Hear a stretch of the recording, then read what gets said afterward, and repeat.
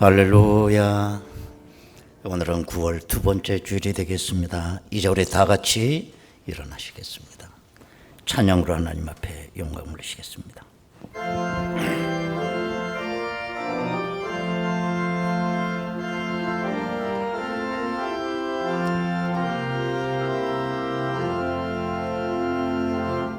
다 감사드리세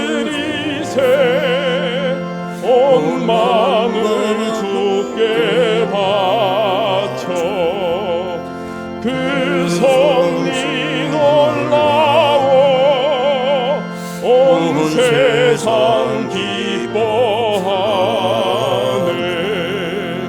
옛부터 주신 복 한없는 그 사랑 선물로 주시네. 이제와 영원히 사랑의 하나님 언제나 함께 계셔. 기쁨과 평화에 복 내려 주옵소서. 몸과 맘 병들 때 은혜로 지키사 이 세상 악에서 구하여 주소서. 감사와 찬송을 다 주께 드리려라. 저 높은 곳에서 다스리시는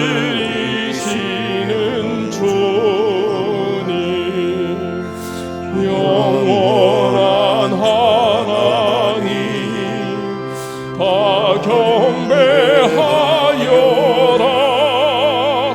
전에도 이제도 장래도 영원히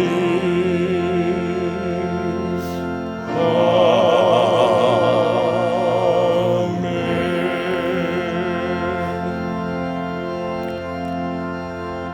너희 모든 나라들아 여호와를 찬양하며 너희 모든 백성들아 그를 찬송할지어다. 우리에게 향하신 여호와의 인자하심이 크시고 여호와의 진실하심이 영원함이로다. 할렐루야. 은혜로우신 아버지 하나님, 올해도 어려운 환경 속에서도 풍요로운 가을을 주심을 감사드립니다. 들판에 오곡이 무르익어간 모습을 바라보며 이 강산에 부어주시는 하나님의 놀라운 은총을 찬양합니다. 우리의 심령도 무르익어 열매 맺게 하여 주옵소서. 아버지께서 심판하시는 그날 알곡 백성이 되어서 천국에 들어가는 복을 누리게 하여 주옵소서. 오늘 드리는 예배를 통하여 하나님 큰 영광 거두어 주시옵고 예수님의 이름으로 기도드리옵나이다. 아멘. 이제 우리 다 같이 신앙 고백하오니 나는 전능하신 아버지 하나님 전지의 창조주를 믿습니다. 나는 그의 유일하신 아들 우리 주 예수 그리스도를 믿습니다. 그는 성령으로 잉태되어 동정녀 마리아에게서 나시고 본디오 빌라도에게 고난을 받아 십자가에 못 박혀 죽으시고 장사된 지 사흘 만에 죽은 자 가운데서 다시 살아나셨으며 하늘에 오르시어 전능하신 아버지 하나님 우편에 앉아 계시다가 거기로부터 살아있는 자와 죽은 자를 심판하러 오십니다. 나는 성령을 믿으며 거룩한 공교회와 성도의 교제와 죄를 용서받는 것과 몸의 부활과 영생을 믿습니다. 아멘.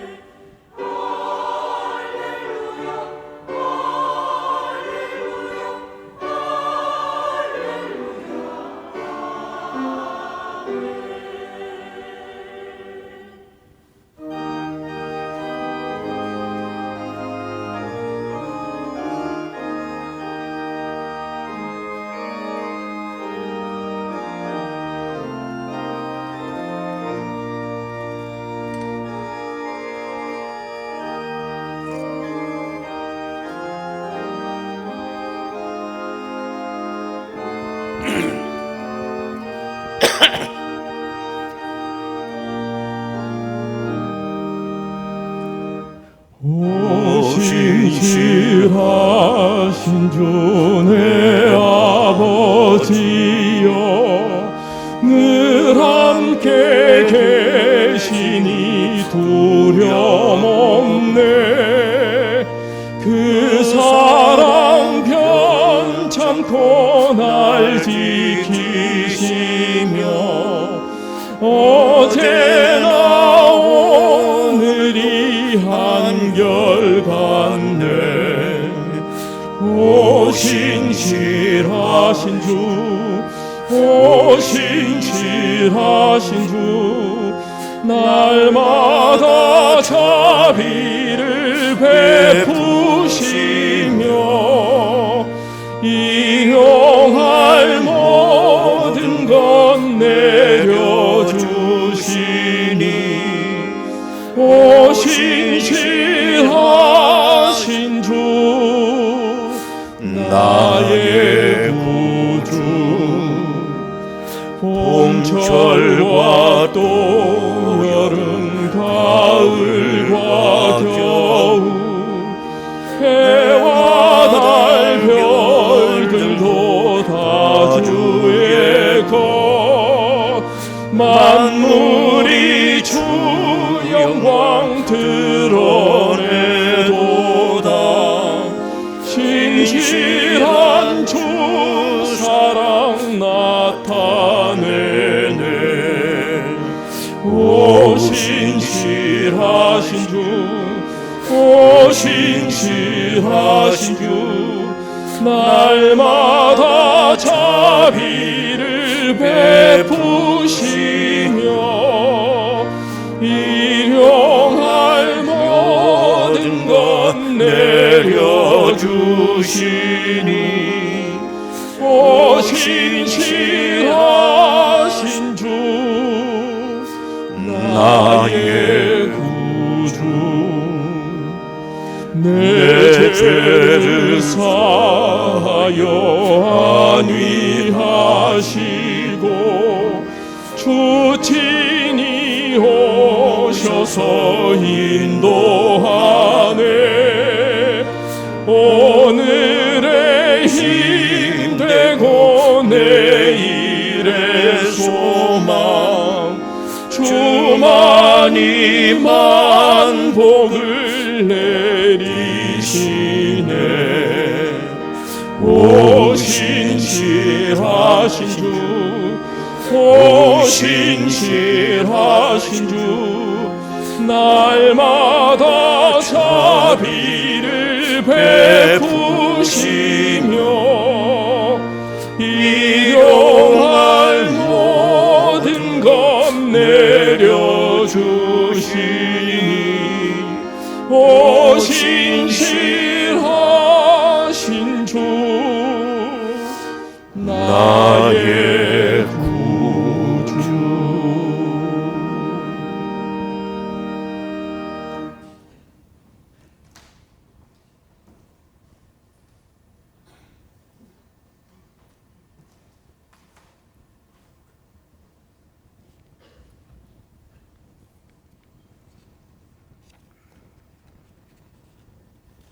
은혜로우신 아버지 하나님, 높고 푸른 가을, 장공의 아름다운 풍경과 하나님의 은혜로 풍성한 가을이 시작된 9월, 오늘도 이렇게 우리의 건강을 지켜주셔서 주님의 사랑을 온몸에 담고 건강한 모습으로 아버지께 기쁨과 찬양으로 예배를 드릴 수 있도록 큰 은혜 베풀어 주심을 감사드립니다. 은혜로우신 아버지 하나님, 우리로 하여 당신의 독생자 아들을 죽이시기까지 우리를 그토록 사랑하신 아버지, 이 땅에 당신의 백성 모두가 예수님보다 더 귀한 존재였음을 깨닫게 하셔서 하나님의 은혜에 감사하는 가운데 서로가 배려하며 참된 평안을 이루며 살게 도와주시고 주님이 모든 가정의 후주가 되셔서 서로 사랑과 헌신으로 섬김의 도를 다하며 살게 인도하소서.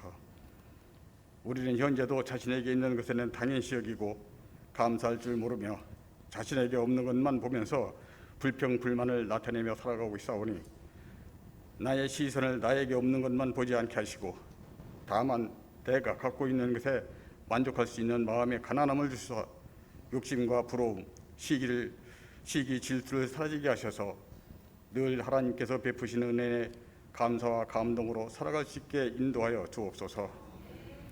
은혜로우신 아버지 하나님, 심령이 정결한 자가 주님을 볼 것이라 말씀하셨듯 남북의 지도자들이 심령을 정결케 하사 악한 마음을 선하게 변화시켜 그들의 심령이 언제나 주의 선하심과 의로움으로 가득 채워질 수 있도록 역사하여 주옵소서.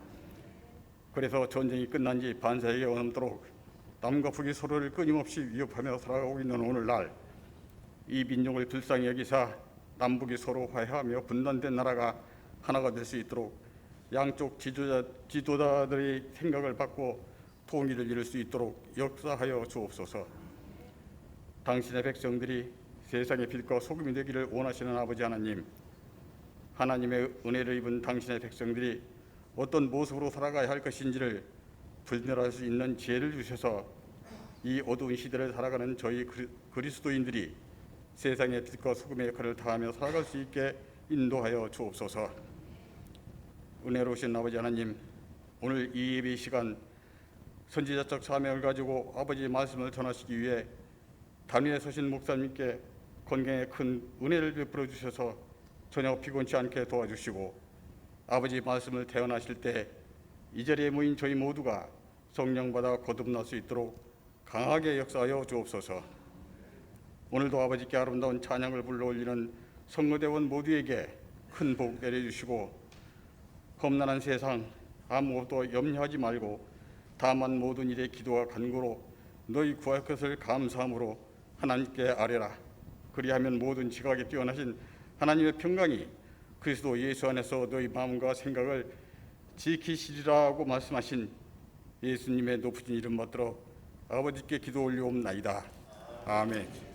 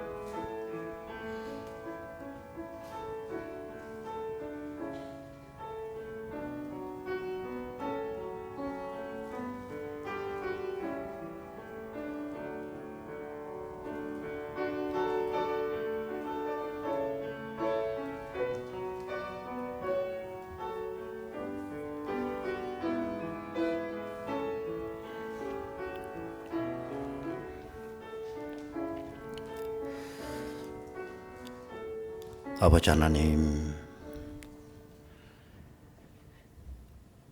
많은 자연재해가 있었지만 또 저희들에게 복된 추석 명절을 허락해 주셔서 저희들이 가족들이 또 이렇게 행복한 날을 보낼 수 있도록 인도하셨으니 감사합니다. 모든 것이 우리에게 주시는 한 해 하나님의 은혜의 선물인 줄로 믿습니다. 하나님 아버지, 또 오늘 이렇게 연휴 기간에 주일을 맞이하여 이른 아침부터 하나님의 전에 나와 예배로 영광 올리는 귀한 백성들에게 은혜 위에 은혜를 더하여 주옵소서. 하나님 아버지, 이제 가을에 고두어지는 것처럼 하나님께서 우리의 영혼을 추수하시는 그날 우리 모두가 다 천국 곳간에 들어가는 귀한 백성들 삼아 주옵소서. 오늘도 귀한 예물을 올려놓습니다. 흠양하옵시고 저들의 삶의 자리 가운데 차고 넘치는 은혜로 채워 주옵소서. 예수님의 이름으로 기도드리옵나이다. 아멘. 하나님의 말씀을 보시겠습니다.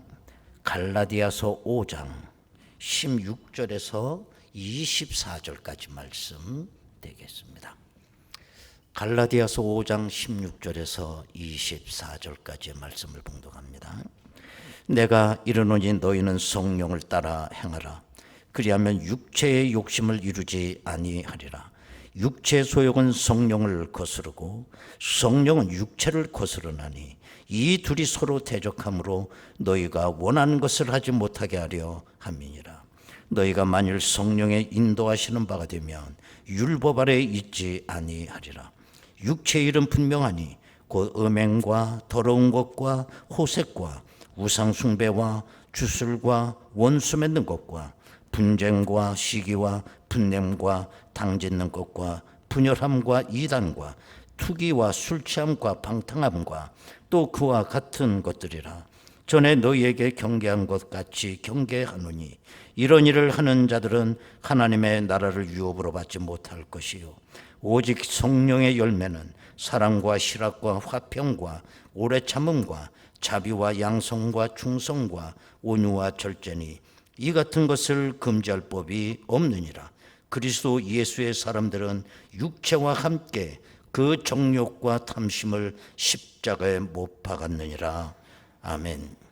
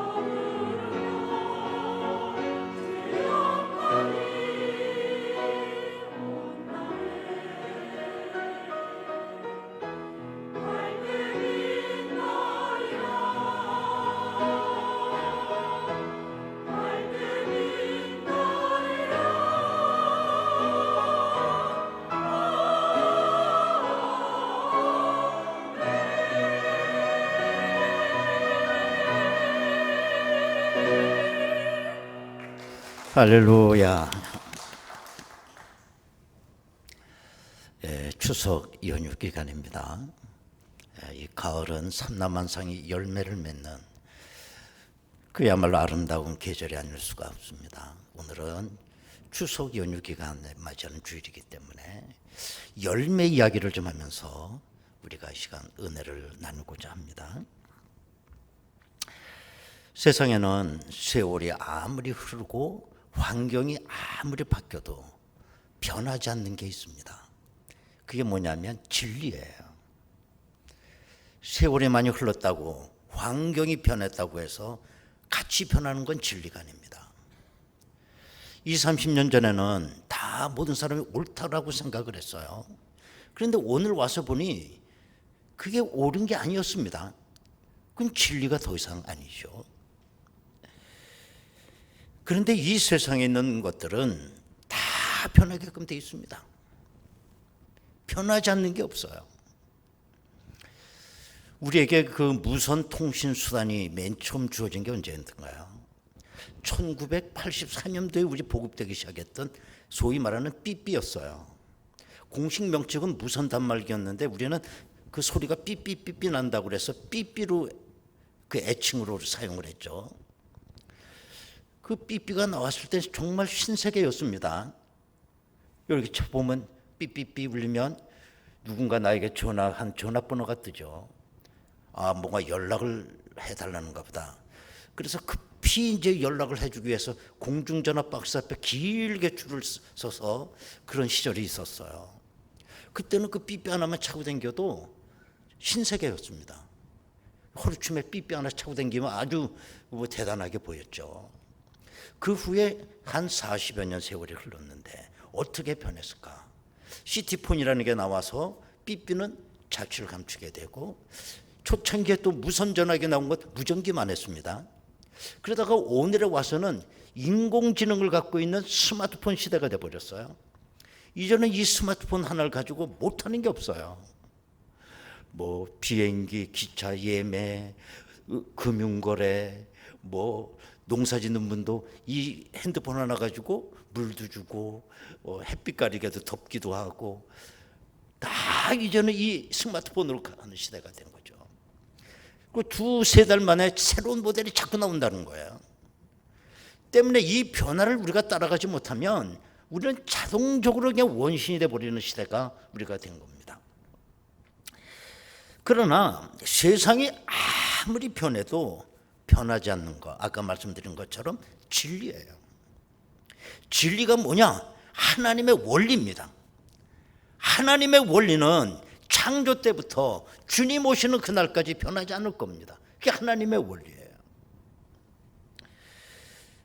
그 하나님의 원리 가운데 오늘 본문에 나오는 건 뭐냐면 열매 이야기입니다. 열매 이야기. 여러분, 우리는 열매와 씨앗을 본질적으로 같다고 믿는 겁니다. 그렇지 않습니까? 씨앗과 열매는 본질적으로 같은 거예요. 우리가 열매 가운데서 종자씨를 고르게 되고 그 종자씨를 봄에 뿌리게 되면 거기서 싹이 나고 줄기가 자라고 이제 꽃이 펴서 가을에 열매를 맺게 됩니다. 그 열매와 봄에 뿌렸던 그 종자씨는 같은 본질이 같은 겁니다. 물론 양쪽으로는 변화가 있을 수 있어요. 그러나 본질은 똑같은 겁니다. 이게 진리예요. 하나님의 원리인 것입니다. 제가 지금 생각해 보면 제가 고등학교 시절까지 우리나라는 자급자족이 안 됐습니다. 그때는. 그래서 이 가난한 가운데서는 절대 가치가 뭐냐면 양입니다. 양이 많아야 돼요.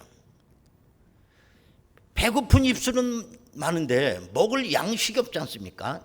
근데 거기서 맛있다 맛이 없다, 이건 너무 사치스러운 가치관이죠. 그렇지 않습니까? 그래서 그 시절에는 아주 귀에 못이 박히도록 제가 들었던 얘기는 소득증 대하여 가난을 물리치자라는 건 내가 이 나이 때까지 그렇게 기억하고 있어요. 가난을 물리치자, 소득증 대해서. 제가 그 중학교 다닐 때는 여름방학 숙제가 뭐냐면 풀벼가기였어요. 왜? 필요가 부족한 시대에 퇴비하기 위해서. 그래서 이제 여름방학 끝나면 그냥 풀 이만큼 20kg씩 비워가지고 그걸 갖다 제출한 게 여름방학이었습니다. 숙제였습니다. 또 어느 한 날은 나를 잡아가지고 전교생이 공부를 안 하고 낯들고 가서 풀베기 했어요. 하루를. 그런 시절이 있었습니다. 가을에 거둔 그 양식으로 겨울을 나게 되면 양식이 똑 떨어져요. 늦은 보리가 추수할 때까지 몇 달, 그건 정말 그야말로 보릿고개라고 하는 춘군기를 맞이하게 되고 정말 백성들이 힘들게 살았죠. 그 가운데 우리나라에서 다수와 품종 그 벽실을 개량하게 되죠. 그걸 우리나라에서는 통일벼라고 얘기를 했어요. 그래서 1972년부터 통일벼를 이제 보급하기 시작을 했습니다. 저도 지금 생각나요. 통일벼를 보면 이 일반 벼보다 키가 짤따막했습니다. 병충해도 강하고 일반 벼씨보다 30%가 더 수확이 됐습니다. 그런데 단 한 가지 단점이 있다고 하면 이 통일벼는 동남아 필리핀이나 거기에 있는 벼씨 품종하고 교배해서 이거 만들어낸 거기 때문에 조금 추위에 약했어요. 냉해를 잘 입었습니다. 그러나 안남미처럼 쌀알이 길쭉했어요. 단점이 뭐냐? 더럽게 밥맛이 없었습니다. 그래도 이 정부에서는 이 통일벼를 끊임없이 장려를 한 거예요. 그래서 우리나라가 통일벼가 나온 지 20년 후 1992년도에 처음으로 자급자족을 하기 시작한 거예요. 그래서 이젠 정부에서도 밥맛이 없는 통일벼를 더 이상 수매하지 않았습니다. 그래서 역사 속으로 통일벼가 사라져 가게 되죠. 하지만 우리나라 그야말로 자급자족이 안 되던 그 시절에 우리로 하여금 자급자족할 수 있도록 아주 중요한 역할을 했던 그게 통일벼였어요. 그런데 지금 우리가 사는 이 현실은 어떤 거냐? 쌀이 남아도는 시대를 우리가 살아가고 있어요. 누가 요즘에 통일벼 밥 먹는 사람 없죠. 이제는 사람들이 양적인 문제가 아니라 질적인 것들을 추구하기 시작을 하는 겁니다. 이렇게 인간의 변화를 가만히 보면 양적인 데서 질적인 것으로 변화를 간다는 거예요. 바로 여기에 우리 인간의 비극이 있는 겁니다. 인간은 질적인 데서부터 시작을 해야 되는데 양적인 것부터 시작을 하기 때문에 인간은 타락을 할 수밖에 없어요. 인간의 모든 문제는 질적인 데서 시작을 해야 되는 겁니다. 현대인들의 사고방식을 지배하고 있는 네 가지 우상이 있다고 그러지 않습니까? 크고 넓고 높고 많은 거. 근데 이 네 가지 우상을 가만히 들여다보면 다 양적인 문제예요. 이런 양적인 것이 우리 현대인들의 사고방식을 지배한다고 한다면 필연적으로 인간의 역사는 타락하는 것밖에 없습니다. 그렇지 않겠습니까? 우리의 삶은 질적인 것에부터 우리가 들어가야 인간의 삶이 행복해지는 거거든요. 나이가 좋은 나무를 키워내게 되면 좋은 열매는 그냥 하나님께서 주시는 축복이에요. 내가 무슨 좋은 열매를 할 거 없어. 먼저 좋은 나무부터 시작을 해야 되는 거예요. 그런데 우리는 그렇잖아요. 좋은 열매만 얻으려고 하는 겁니다. 여기서부터 큰 문제가 되는 거죠. 그렇습니다. 우리가 여기서 기억해야 되는 건 뭐냐? 열매 문제는 반드시 종자로 들어가야 돼서 생각을 해야 된다는 거예요. 왜 이런 열매가 맺혔을까? 왜 이런 결과가 나왔을까? 왜 내 삶에 이런 고난이 왜 왔을까? 왜라고 하는 그 정답을 얻으려면 종자로 들어가야 돼요. 종자. 그냥 열매가 맺히지 않는 거 아니겠습니까? 로마서 7장에 보면 사도 바울의 탄식이 나옵니다. 자기가 예수님을 영접하고 완전히 자기가 변화됐는 줄 알았어요. 근데 로마서 7장 19절을 보면 바울이 탄식합니다. 내가 원하는 바 선은 행하지 아니하고 도리어 원하지 아니하는 바 악을 행하는도다 라고 탄식하면서 바울이 이런 결론을 냅니다. 20절 21절에 보면 만일 내가 원하지 아니하는 그걸 하면 이를 행하는 자는 내가 아니요 내 속에 거하는 죄니라.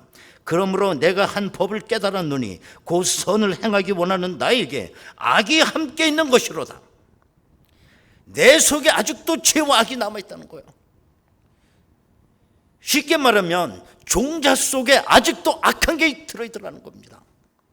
내가 그렇게 회개도 많이 하고 그렇게 정말 하나님의 말씀대로 살아보려고 발버둥 치고 노력을 했지만 아직도 뿌리 뽑지 못한 악한 인간성이 내 종자 속에 아직도 있더라는 거예요. 그 종자를 뿌리면 어떻게 되는 겁니까? 열매가 어떤 열매가 맺혀지겠어요? 그렇지 않겠습니까?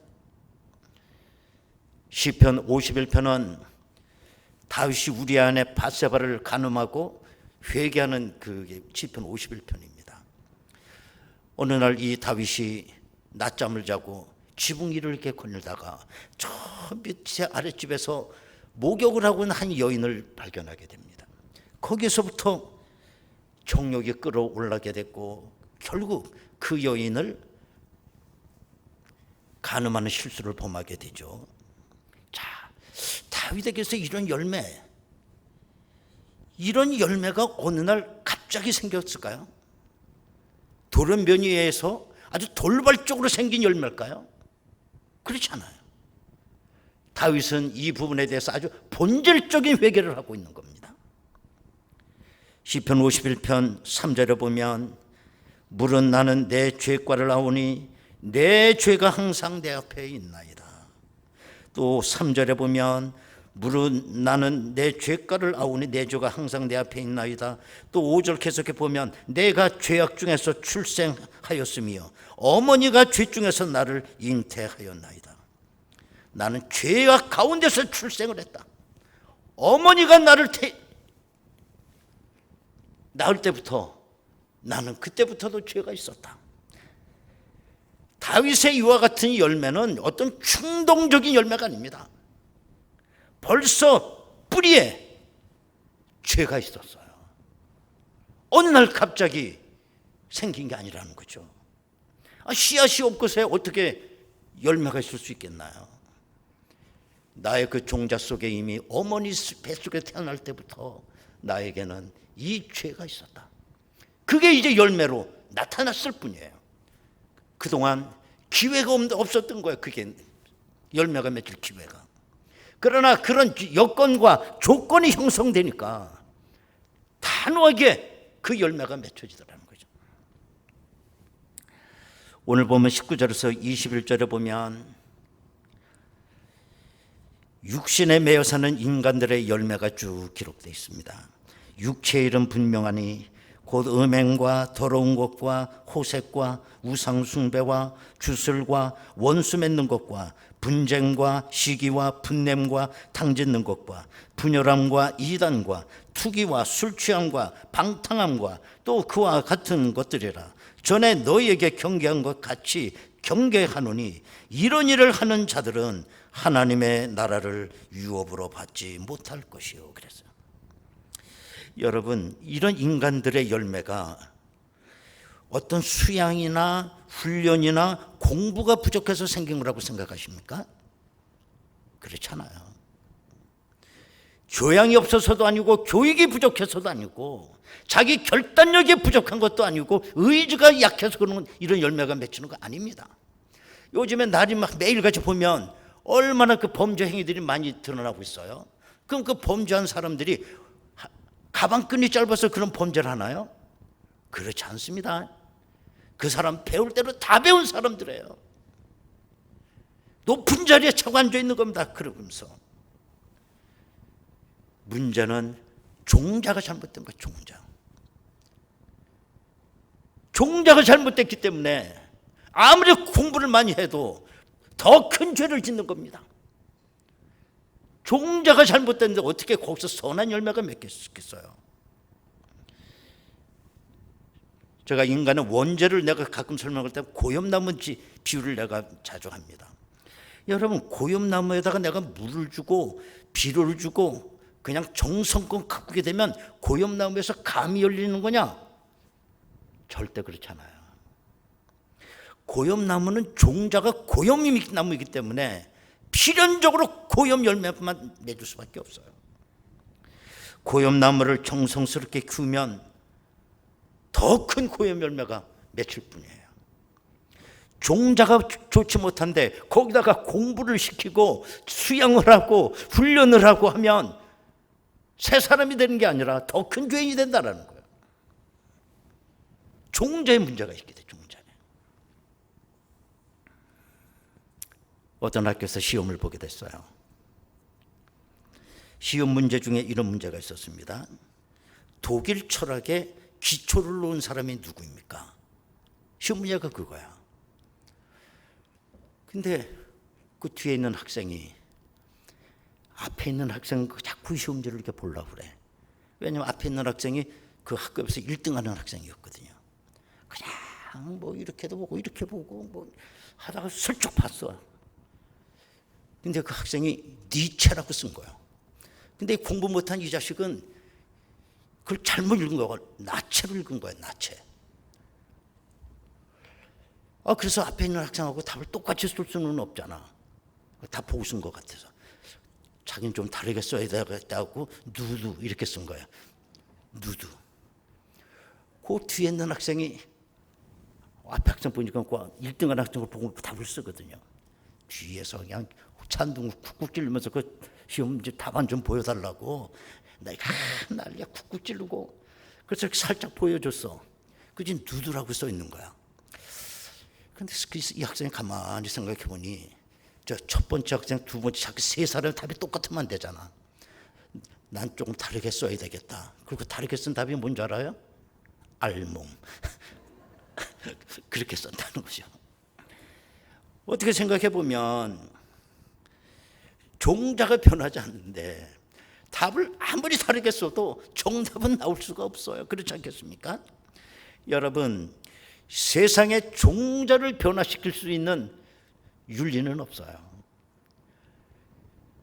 죄인을 변화시켜서 똑바로 세울 수 있는 도덕과 윤리나 훈련은 방법은 없습니다. 세상의 어떤 방법을 통해서도 종자를 바꿀 수는 없어요. 그렇기 때문에 오늘 성경 말씀 우리에게 이런 말씀을 하고 있는 겁니다. 기독교적 윤리의 기독교적 열매는 반드시 성령을 통하지 아니하고는 종자가 변하지 않는다라는 거예요. 중생의 역사 없이는 불가능하고 다시 태어내고 본질이 바뀌어야 되는 것입니다. 성령의 용광로 속에 존재 전체가 들어가 녹아져야 되고 다시 빚어져야 돼요. 그거 아니고는 종자가 변할 수 있는 방법은 없는 것입니다. 성령은 우리 종자부터 변화시키는 능력이 있는 것입니다. 그래서 오늘 성령의 9가지 열매를 열거하고 있습니다. 성령은 종자부터 변화시키기 때문에 성령의 열매는 인간의 노력에 의해서 맺혀진 열매가 아니라 성령의 역사로 자연적으로 그 열매가 맺히는 거예요. 왜? 성령 우리 종자를 변화시키기 때문에. 성령의 열매는 이렇게 화분처럼 여기다 꽂혀놓은 관상용 열매가 아니에요. 성령의 열매는 능력인 것입니다. 성령의 열매는 내 삶의 일부가 되는 것이고 내 인격 속에 내면화되는 것입니다. 그래서 성령의 열매는 선한 영향력을 끼치게 돼요. 이게 성령의 열매예요. 그 옛날 독일이 이제 통일되기 전에 동독과 서독으로 나눠져 있지 않았습니까? 그렇게 되면 동독은 공산 국가고 이제 서독은 우리 민주 국가죠. 그런데 어느 날 이 동베를린 사람들이 트럭에다 쓰레기를 하나 담아가지고 몰래 서베를린으로 넘어와서 거기다 버리고 간 거예요.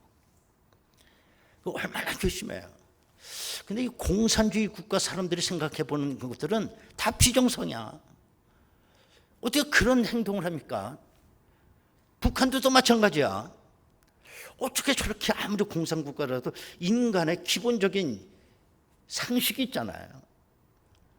이번에 비가 많이 온다. 그러면 댐문을 열어놓을 수 있죠. 그럼 하루에서는 남한에게 우리가 댐을 열어놓을 테니까 그걸 통보를 해줘야죠. 그걸 뭘 우리가 요청을 하잖아요. 비 많이 온다는 소식을 알고 댐문을 열 때는 반드시 통지를 해달라. 해도 들었는지 말았는지 그리고 보면 그냥 지 마음대로 확 열어버려요. 여기 밑에서 죽든지 말든지. 아니 어떻게 이런 사람이 이런 생각을 할 수 있어요? 그때 당시 그 동베를린 사람들이 쓰레기를 한 트럭 갖다가 소독에다 갖다 버리고 간 거예요. 그러니까 소독에서도 들끓었죠. 우리도 똑같이 갖다 그냥 저 동독에다 갖다 버릴까. 그러나 소독은 그렇게 행동하지 않았어요. 어떻게 했느냐? 덤프트럭 한 대에다가 엄청난 통조림을 실었어요.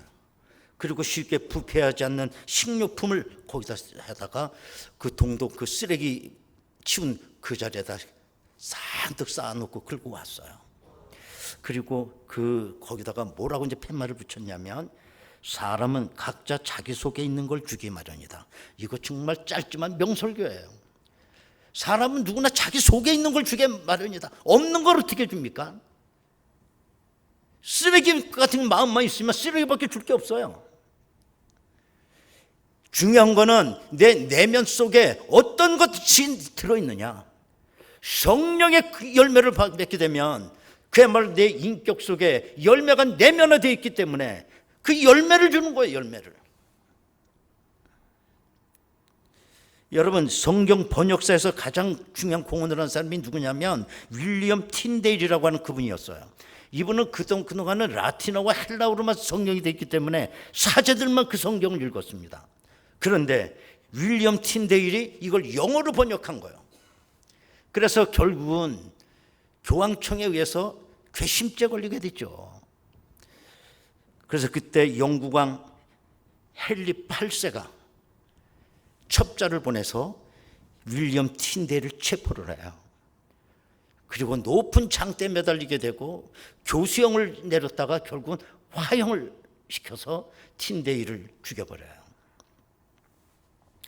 화형을 당하기 전에 틴데일은 하나님 앞에 마지막 기도를 이렇게 했다고 그럽니다. 주여, 영국 왕의 눈을 열어주소서.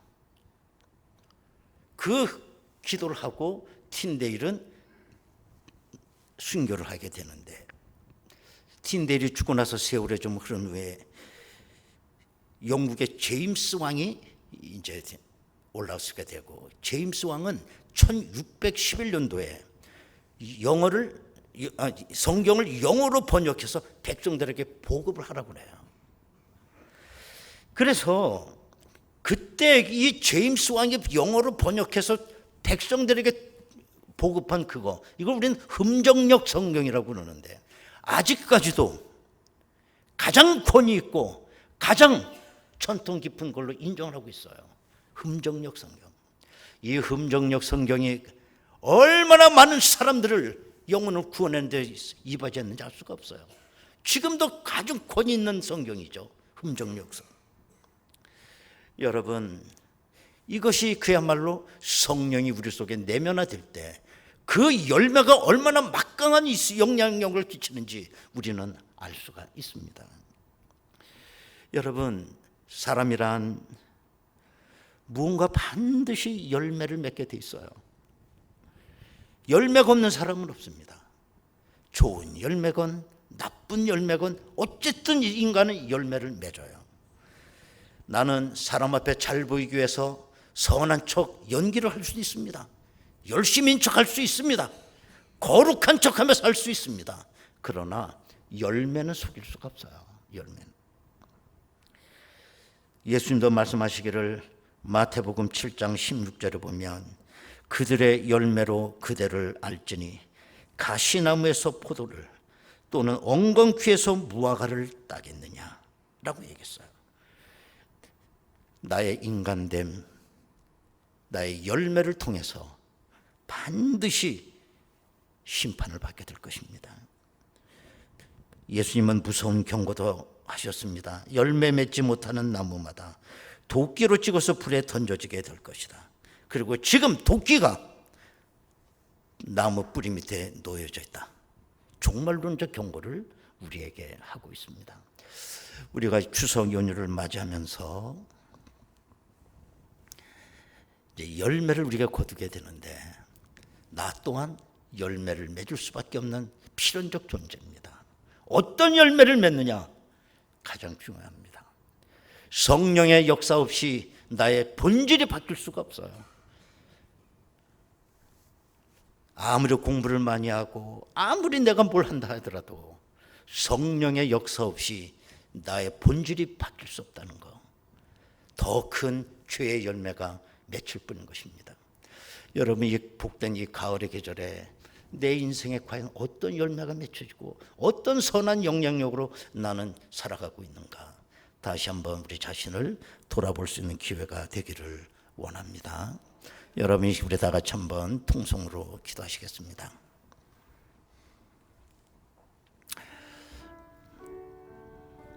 열매 맺는 계절입니다. 성경에는 열매 이야기가 참 많습니다. 열매 이야기는 종자 이야기로 떠나서는 논리가 성립되지 않아요. 열매와 종자는 같은 것이라는 게 진리입니다. 나에게 왜 이런 결과가 주어졌을까? 왜라고 하는 그 정답은 종자로 가서 찾으셔야 돼요. 성경은 말하기를 성령의 역사 없이 나의 종자는 변하지 않는다는 거. 성령은 나의 본질을 변화시키기 때문에 아름다운 9가지 열매를 맺게 한다 그랬어요. 그 열매는 선한 영향력을 갖게 되고 성령의 역사를 일으키게 됩니다. 하나님 아버지, 나의 악한 본성이 아직도 남아 있습니다. 뿌리 뽑지 피지 못한 죄가 아직도 나의 속에 있습니다. 아직도 변화되지 못한 인간성이 나에게 남아 있습니다. 이런 것들이 열매로 나타나게 될 때 우리는 부끄러운 존재가 될 수밖에 없습니다. 오직 성령이 임하시게 되면 성령의 열매를 맺어준다 말씀하고 있습니다. 하나님 아버지, 성령이여 내 속에 충만하시기를 원합니다. 나의 타락하고 변화되지 못한 부분까지 성령의 불로 다 소멸시켜 주시고 아름다운 성령의 열매를 맺는 저들 되게 하여 주옵소서. 다 같이 통성으로 기도하겠습니다. 은혜로우신 아버지 하나님, 감사드립니다. 삼남한상이 열매를 맺는 아름다운 계절입니다. 왜 이런 열매가 맺혔을까? 우리는 종자에서부터 그 이유를 찾는 것이 진리입니다. 하나님 아버지, 인간을 변화시킬 수 있는 어떤 윤리도 세상에는 없습니다. 오직 성령의 역사로만 내 삶 전체와 나의 본질이 변화될 수 있다라고 성경은 말씀하고 있습니다. 하나님 아버지, 성령 충만하게 하여 주셔서 정말 성령의 9가지 열매가 내 삶 속에 늘 풍성하게 맺혀질 수 있도록 주여 인도하여 주옵소서. 은혜로우신 아버지 하나님, 종자 없이 열매는 있을 수 없습니다. 열매와 종자는 하나입니다. 이것이 성경이 우리에게서 말씀하고 있는 진리입니다. 나에게 왜 이런 열매가 맺혔을까? 왜 이런 결과가 나에게 왔을까? 저 종자에서부터 나 자신을 다시 한번 생각해 봐야 한다는 사실입니다. 이 세상에 종자를 변화시킬 수 있는 윤리는 존재하지 않습니다. 성경은 말씀하시기를 오직 성령의 역사로만 나의 본질이 변할 수 있다라고 말하고 있습니다. 하나님, 오늘도 우리가 한평생 성령의 아름다운 9가지 열매를 맺어가며 그 선한 영향력을 가지고 저들이 제자답게 살아갈 수 있는 저희들 되게 인도하여 주옵소서. 예수님의 이름으로 기도드리옵나이다. 아멘. 421장 찬송.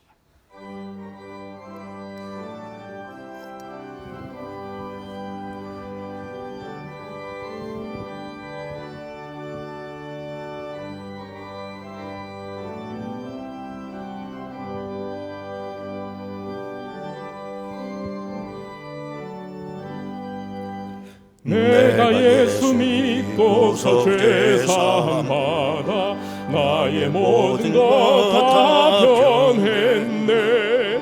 지금 내가 가는 길 천국길이요 주의 피로 내 죄가 씻겼네.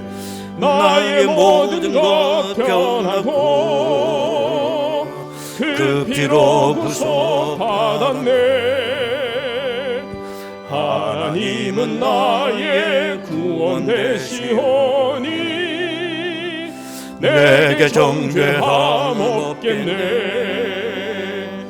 주님 밝은 빛 되사 어둠에 치니 나의 모든 것 다 변했네.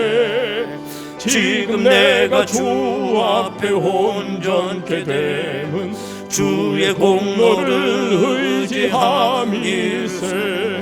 나의 모든 것 변하고 그 피로 구속 받았네.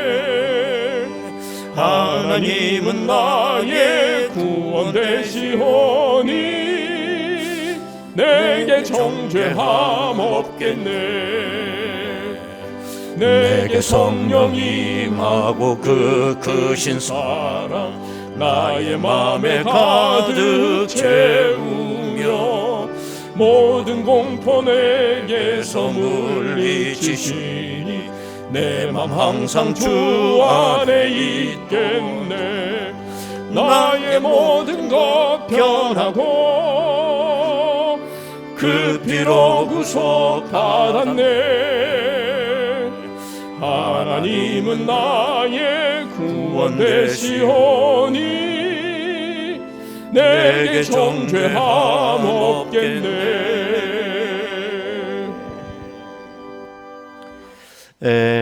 광고의 말씀 드리도록 하겠습니다. 추석 연휴 기간을 보내고 있습니다. 그래서 오늘 저녁 예배는 교회에서 드리지 않습니다. 각 가정에서 가족들과 함께 모처럼 한번 가정 예배를 한번 드려보시기 바라겠습니다. 어떻게 드려야 되나 잘 모르시는 분은 우리 교회 요람 128쪽에 보면 예배 순서와 메시지가 거기 나와 있습니다. 같이 온 식구가 찬송 부르고 그 메시지를 같이 읽으면서 은혜 받으시면 되겠습니다. 거기서 회개 시간 무슨 1시간씩 드리면 안 되고 앉아서 한 10분 15분 예배 드리시면 좋겠어요. 또 식탁을 놓고 겉으로 앉아서 간단하게 우리 가정 예배 드리고 같이 온 식구들이 식사도 하셔도 되겠고요. 그렇게 해주시기를 바라겠습니다. 제6여전도의 주간 특별 강연 시리즈 우리 행복한가요? 이제 첫 번째 시간을 했는데 아주 반응이 굉장히 뜨거워요. 너무너무 좋았다고. 이제 두 번째 이제 강의가 또 시작이 됩니다. 행복, 묻고 답하다. 제2강입니다. 오실 그 교수님은 우리 장로신학대학 상담학 교수님이신 이상옥 교수님께서 오셔서 제2강을 또 해주시겠습니다. 9월 25일 오후 1시 또 여러분 많이 기대해 주시기를 바라겠습니다. 코로나도 이제 어쩔 수 없이 우리가 함께 살아가야 될 운명이죠. 이제는 더 어깨 펴고 담당하게 그렇게 우리가 살아가야 될 줄로 믿습니다. 이제 우리 다 같이 일어나시겠습니다. 좌우 앞뒤 둘러보시면서 인사 나누시기 바랍니다.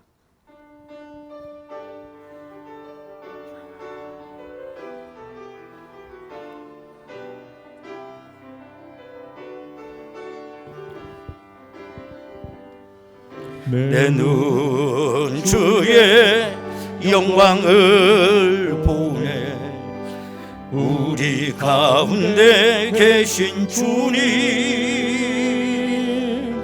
그 빛난 영광 온 하늘 덮고 그 찬송 온 땅 가득해. 내 눈 주의 영광을 보네. 찬송 가운데 서신 주님, 주님의 얼굴은 온 세상 향하네.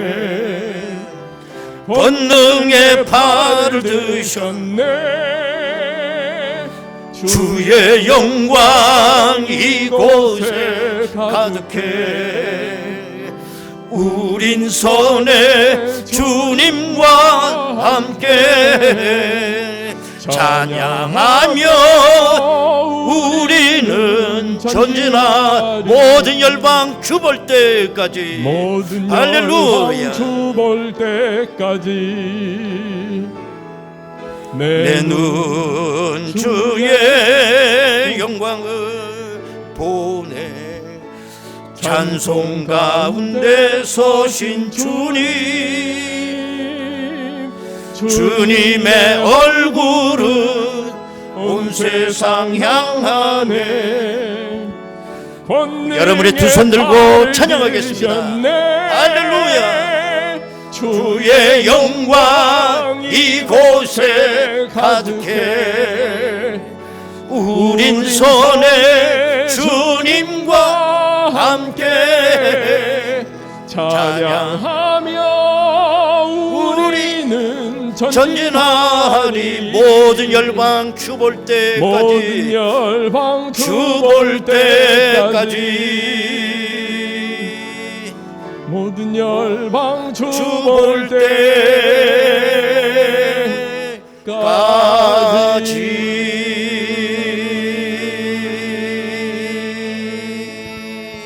때까지. 할렐루야. 아버지께 박수로 영광 올립니다. 아멘. 지금은 우리 주 예수 그리스도의 은혜와 아버지 하나님의 극진하신 사랑하심과 성령님의 감동하시고 내주 충만 교통 역사하심이 오늘도 성령 충만하여 아름다운 성령의 열매로 선한 영향을 가지고 하나님 앞에 영광 올리며 살아가기를 원하는 저희들 심령 위에 저들의 가정과 일터와 자녀들과 이 나라와 민족 위에 이 재단에 속해 있는 모든 권속들 위에 지금부터 영원토록 함께 하시옵기를 축원하옵나이다. 아멘.